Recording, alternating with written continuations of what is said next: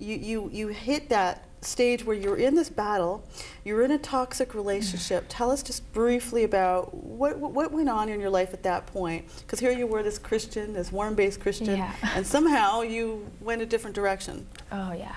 I'm sorry. Yeah, it was very toxic. Yeah. It was so bad. And, you know, I still knew the value of prayer. I'm so sorry. It's okay. It's okay. Just be. You know, I'd get yelled at if I wanted to pray, and I knew the importance of prayer. I knew that I wanted to know God more. I just didn't know how. Yeah. And I prayed to him every day. The problem was that at that time, my boyfriend became the center of my life, that it's like he was before God. And you can't have that. You can't have things and people before God. God has to come first in your life, and that is no joke. People have to get serious about that. God has to be number one in your life. And I had to mold God around my boyfriend. And it was just so toxic.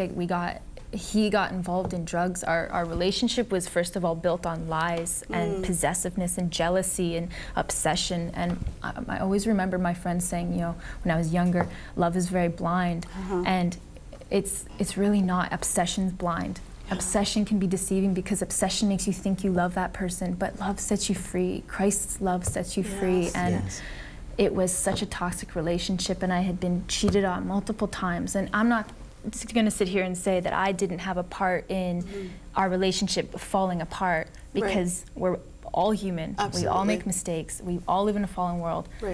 But I tried so hard to make it work in my own strength, and I really did. I cut out family for this person. I didn't have any friends. I didn't know who to go to. I couldn't even recognize myself. He wanted me to change my hair color to be a brunette so that he could mold me into the girl he wanted, and I was doing these things. I didn't even recognize myself spiritually, but looking in the mirror, I was like, who is this person? I was changing my hair color for this man.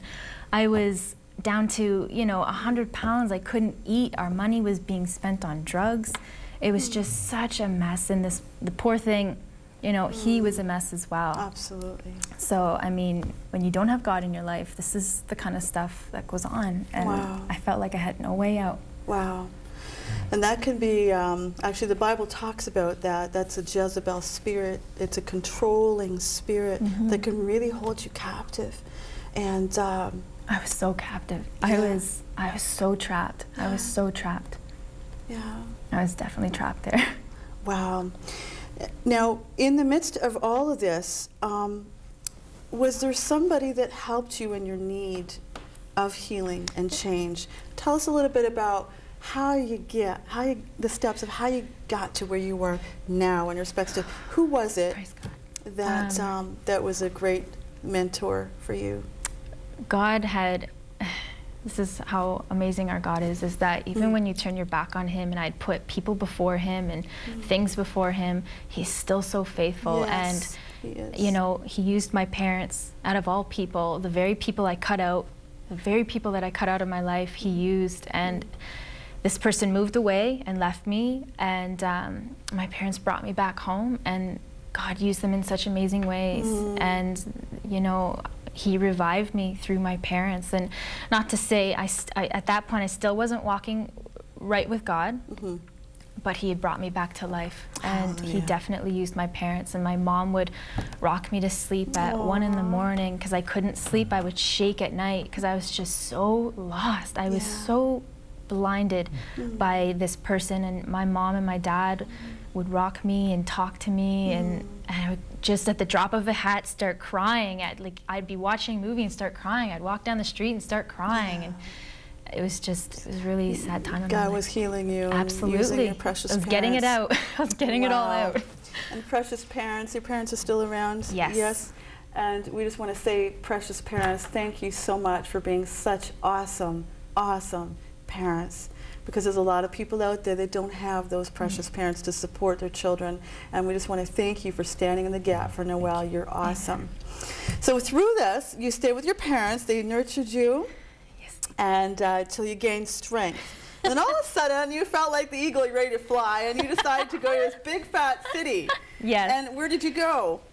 I moved to Toronto. So in Owens, I was on a Sunday, I was sitting with my parents. We were watching the TV show, The People, or The Living Truth, because remember, you don't have to go to church. So here I am having church at home, and I was watching Charles Price, and oh my goodness, it's like God spoke directly to me. That message was just for Noelle, and it was just amazing. And every Sunday I was just ready to write down his message, and then shortly after that, I felt ready. I'm like, I'm ready to soar, and acting's always been, you know, a pursuit of mine since I was very young. And I had started to do TV and film in Toronto, background work, and I was traveling back and forth, and I realized it was just too hard. 2.5 hours north on a 16-hour set was just too much. So I'd saved my money and moved to Toronto, and I got a little basement apartment on my own. And yeah. And you had shared that here you are, you felt so isolated in this big fat city. And you were like, now what do? I don't want to leave my house. Nobody can hurt me now if I'm, you know, stuck behind my closed doors, right? You struggle with that. I did. And I could see that, because if you're in a small little town, then finally, you know.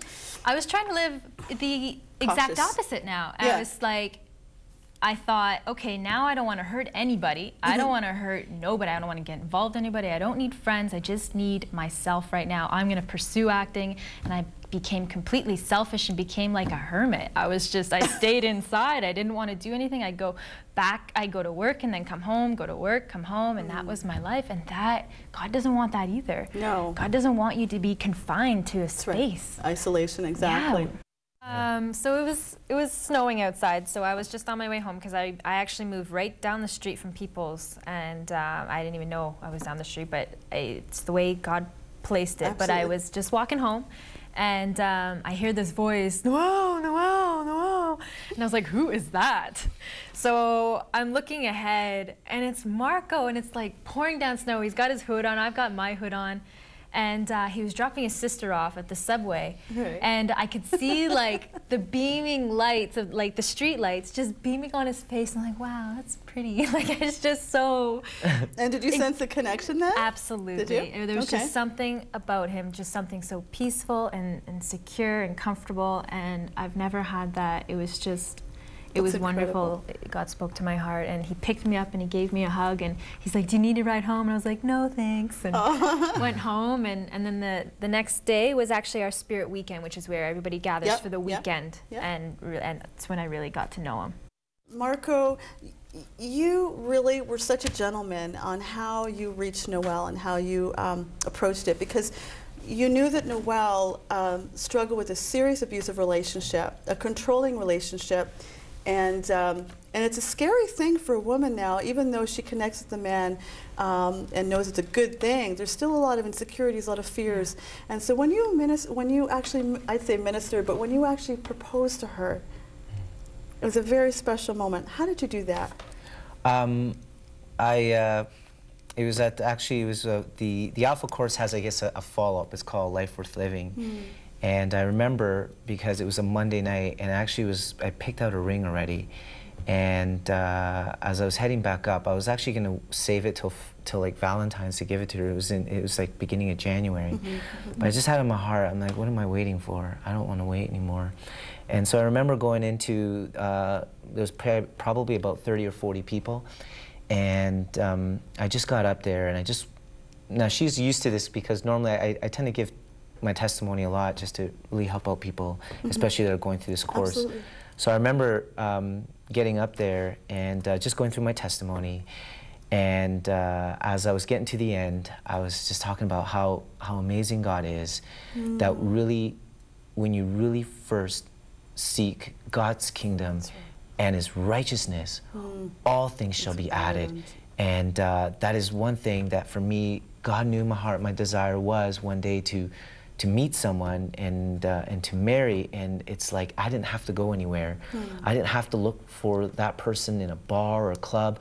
I just was seeking God first and being about His business and serving Him and serving others, that through that God has blessed me with bringing Noelle to me, and it was amazing. And so I only felt it right that I would talk about that and how much a blessing she has been to me, and she's such a wonderful person. And so as I was getting to her and talking about that, I got down on one knee and asked her to marry me in front of like 30, 40 people. Wow. And was everybody like bawling their face off? It was so loud that I had to ask her again if, in fact, she said yes. I was like, is that a yes? That is phenomenal, and Yes. that's very sensitive Yes. on your behalf. You know, waiting on Valentine's on an intimate level would have been nice, but the fact is you did it in a place of accountability. You did it in a place of nurture around the body of Christ and in the presence of God, and knowing that that was a really valuable thing for both of you, which is just amazing.